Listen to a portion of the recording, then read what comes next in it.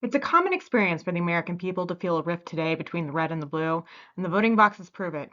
As the pendulum swings to one side, the country attempts to stabilize, voting harder the other way. We experience it in our daily conversations, too.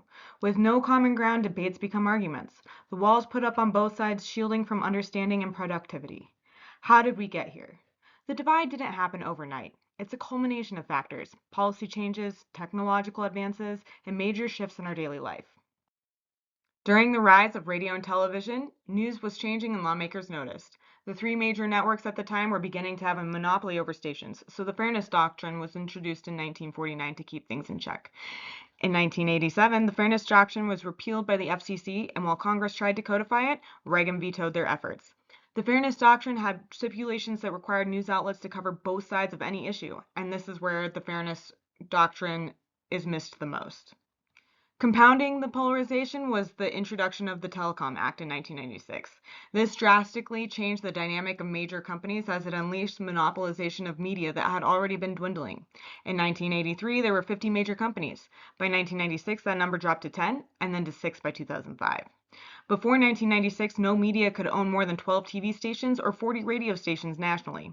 Clear Channel, which is now iHeartRadio, went from 40 to 1,240. The bottom line for these companies is the bottom dollar, profit above all else. A longitudinal study analyzing over 23 million headlines found a steady increase in negativity across all news outlets and a decrease in emotionally neutral ones from 2000 to 2019. Outrage is profitable, and it is the driving factor across the board.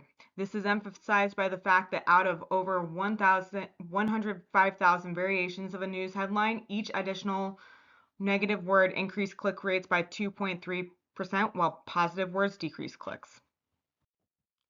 Complicating matters is the advent of social media.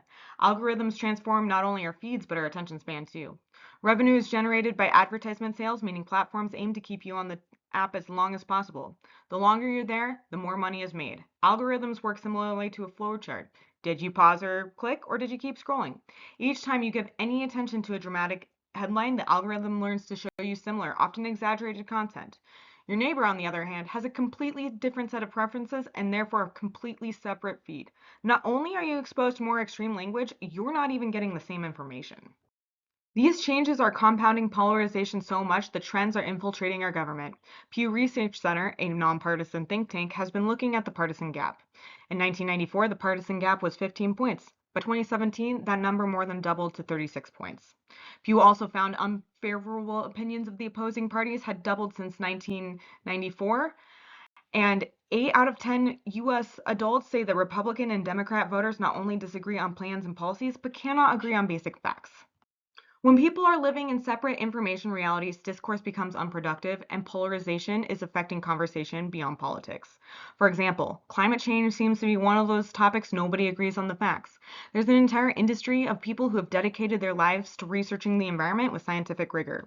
And yet, there are people who think that their work is abstract at best. Consider this. An environmental scientist has collected data to show that certain chemicals are harmful to the soil. The farmer disregards these new findings. That scientist didn't work the land. What if their model isn't accounting for everything? Scientific models are built on controlled conditions. Real farming is messy, and there are unpredictable factors that affect yields in ways that scientific models really can't account for. And while science can pick up on trends, life experience simply can't. It's unrealistic to expect somebody to risk financial ruin for some new findings. Neither is wrong, but until common ground is established through genuine listening and compassion, there won't be resolution. This example highlights only a fraction of how tension between viewpoints is created. The interactions we have with school, work, community, even media form our perception. The farmer and the scientist aren't just disagreeing because of their own experiences, but a combination of factors. To the farmer, the scientist has been painted as an elitist and out of touch. The scientist perceives the farmer's skepticism as ignorance. When we polarize, we radicalize, we disengage. People turn to more radical voices that make them feel heard. Conversations become volatile rather than productive, and society fishtails. Voting becomes more about keeping parties in check than looking at individual merits. Or people quit voting altogether. They feel their votes don't matter, their participation doesn't matter, or even that the system is broken and beyond repair.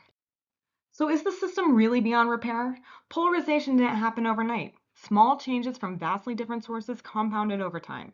Policy changes, corporate acquisitions, new forms of media driven by new technology all shape individual perception, creating a chain of cause and effect. It's natural to feel powerless, but change isn't the product of a singular effort. You're not going to notice if you don't brush your teeth for a day. But if you don't brush your teeth for a decade, you're liable to lose some.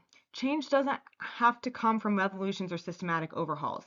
It happens by listening with curiosity rather than judgment, and having compassion for the complexities that shape perception, and by questioning not only the assumptions of your neighbor, but of yourself.